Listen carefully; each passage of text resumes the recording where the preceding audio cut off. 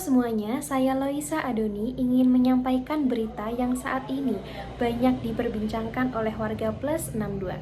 Baru-baru ini banyak kasus perceraian dari kalangan publik figur. Kabar mengejutkan datang dari aktris senior, yakni Asri Welas dan suaminya, Galih Rida Raharja, yang resmi bercerai pada tanggal 23 Januari 2025 dengan hasil putusan sebagai berikut. Asri Welas dan Galih Rida Raharja kini telah resmi bercerai. Pengadilan Agama Depok mengabulkan gugatan cerai Asri Welas dari Galih Rida Raharja pada sidang putusan hari ini, Kamis, 23 Januari 2025. Hasil persidangan cerai adalah sebagai berikut. Setelah resmi diputus cerai, hak asuh ketiga anak mereka dipegang oleh Asri Welas. Aktris itu pun memastikan tidak akan pernah membatasi ruang komunikasi dengan ayah mereka, Galih. Galih diminta untuk memberikan nafkah kepada 3 anaknya sebesar 5 juta setiap bulan. Biaya tersebut di luar biaya kesehatan dan pendidikan, dengan kenaikan 10% setiap tahun. Hakim Samsudin juga membacakan harta yang diberikan Galih kepada Asri Welas setelah resmi bercerai, seperti 1 unit rumah hingga kendaraan bermotor. Harta bersama berupa 1 unit bangun rumah tinggal yang berdiri di atas tanah, sertifikat hak milik nomor 13556 tanggal 22 November 2009 atas nama Galih Rida Raharja dengan luas 242 meter persegi. Bukan hanya kabar perselingkuhan, banyak berita korupsi yang terkuak. Salah satunya korupsi Pertamina. Kerugian negara akibat Pertamax oplosan diperkirakan mencapai 968,5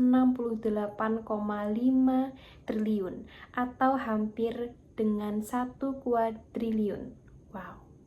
Dengan kerugian sebesar itu, apa hasil putusan MA untuk kasus ini ya? Mahkamah Agung atau MA menambah hukuman mantan Direktur Utama PT Pertamina Galaila Karen Kardinah alias Karen Agustiawan, ex-dirut Pertamina itu terjerat kasus korupsi pengadaan gas alam cair.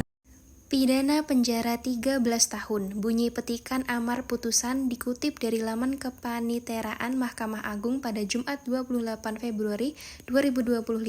Hukuman ini lebih berat ketimbang sebelumnya, 9 tahun penjara. Selain itu, Majelis Hakim Kasasi juga menjatuhkan pidana denda sebesar 650 juta kepada Karen. Apabila dia tak mampu membayar, maka diganti 6 bulan kurungan. Tidak hanya keadaan ekonomi Indonesia yang sedang tidak baik-baik saja akibat kasus korupsi. Keadaan ekonomi Ukraina dan Rusia juga mengalami krisis akibat adanya konflik. Apa sih yang terjadi? Dari adanya konflik tersebut, masing-masing negara mengalami kerugian sebagai berikut. Dikutip dari kompas.com, hingga akhir 2026 nanti, Ukraina akan kehilangan potensi ekonomi senilai 120 miliar dolar atau setara dengan 1,94 kuadriliun akibat invasi Rusia. Adapun kerugian yang muncul dalam bentuk kerusakan aset ekonomi seperti mesin atau bangunan pabrik malah lebih besar, hampir 1 triliun dolar atau 16,18 kuadriliun. Kesimpulan itu diumumkan dalam studi Institut Perekonomian Global dan Universitas Tübingen di Jerman. Sama seperti Ukraina, Rusia juga mengalami kerugian ekonomi sebagai berikut.